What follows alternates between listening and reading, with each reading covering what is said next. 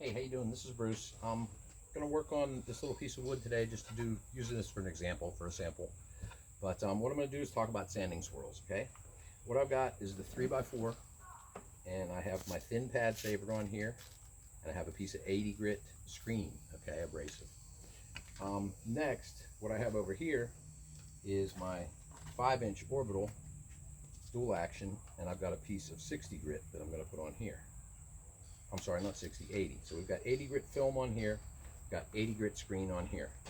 And we're going to be taking the finish off of here and trying to avoid swirls. I'm going to go ahead and start this up. I've got it hooked up to my vac. And let's go ahead and do a little sanding.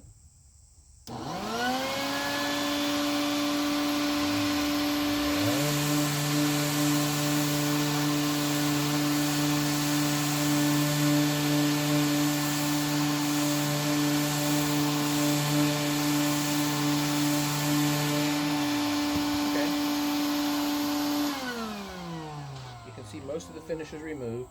All right, it's pretty close to bare wood. We've still got some finish right here, and you can still see some stain in it. Now what I'm going to show you is a piece of 80 grit film on the 5-inch orbital. I don't have this hooked up to a vac, so I'm just going to go ahead and do it.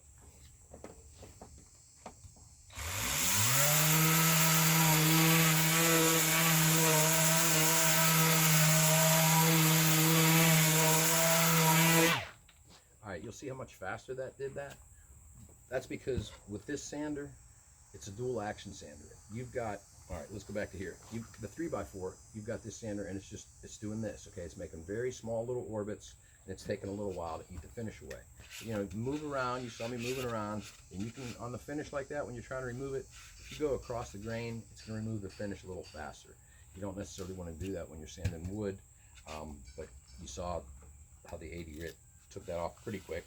Then we switched to this one with 80 grit, and because of the dual action, you've got the pad, which is actually turning little orbital circles, plus the pad itself is spinning.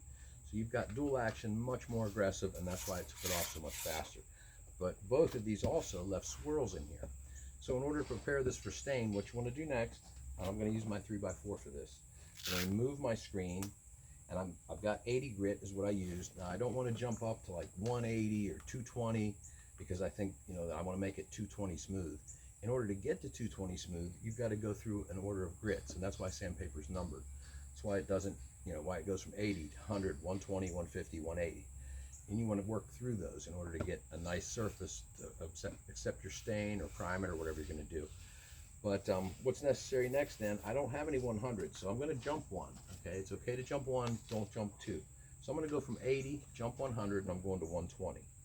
Now, what I'm doing here is finish sanding, okay? I pretty much got it stripped. There's very little finish left on it. But by finish sanding, I mean in preparation for my finish. All right, so let's go ahead and turn the vac on this one.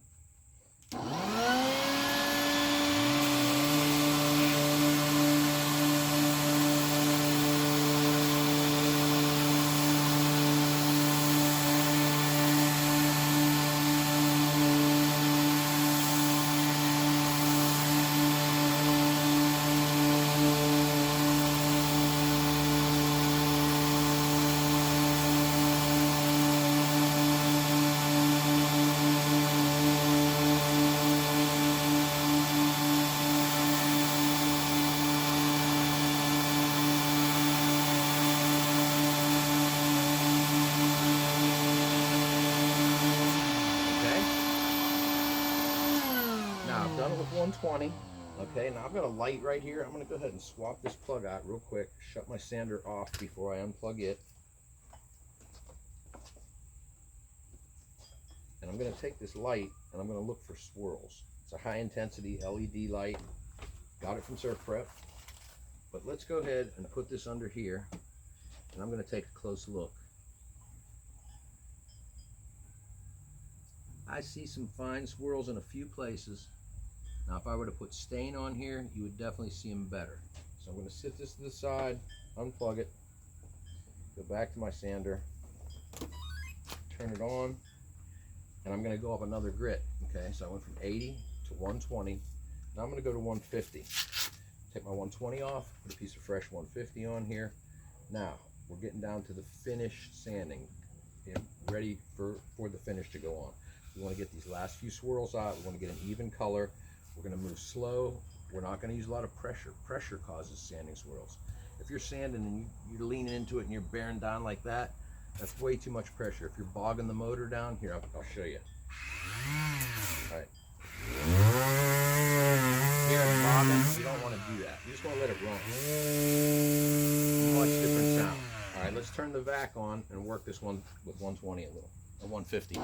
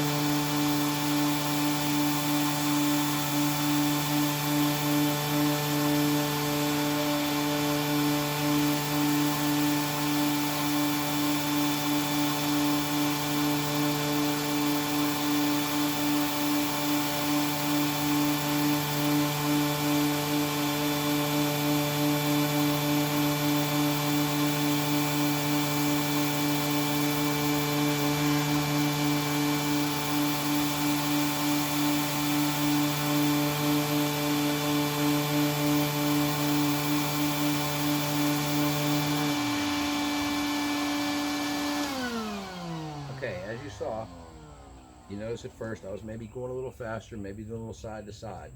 Then once I got that worked, for my last few passes, I want to go with the grain, and you saw me moving very slowly at a rate of about 1 inch per second. Okay, that gives your paper time to polish out its own swirls. If you just run it along fast, it's leaving swirls and you're not getting them polished out. If you move slowly, it gives that random orbit enough time to buff and polish all those out, especially going up through your grits too. Okay, so now that's ready, and we could go ahead and stain this if we wanted.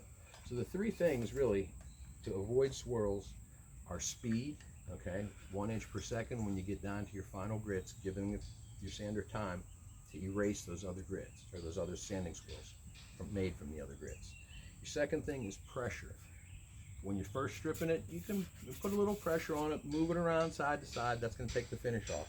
After that, just give it enough pressure for guidance and control, to guide it in the direction you want it to do, and to control it so it doesn't go side to side or anything like that. Generally, I found these sanders, they don't travel much at all, so it doesn't require a lot of pressure. Okay, so the three things: speed, pressure, and going through your grits, and that'll help you eliminate the swirls. This is veneer, actually, on this piece. Veneer, I'll usually sand, you don't start with 80 on veneer generally, just to remove the finish you do. But when you get down to the wood part, start with like maybe 120. That's why I jumped from 80 to 120 on here too. But veneer, you can sand up to as high as 220. But again, 150, 180, 220, go up like that. If it's solid wood, I generally only sand up to 120 or 150, and I find that I can eliminate my swirls using just those grits. That's about it, really. So your speed, your pressure, and going through your grits are going to help you eliminate swirls. It's something that takes a little time. When I first learned, I had them all the time, and you just got to be patient. Don't jump around. Don't get frustrated. Go through your grits with the proper speed. Thanks for watching.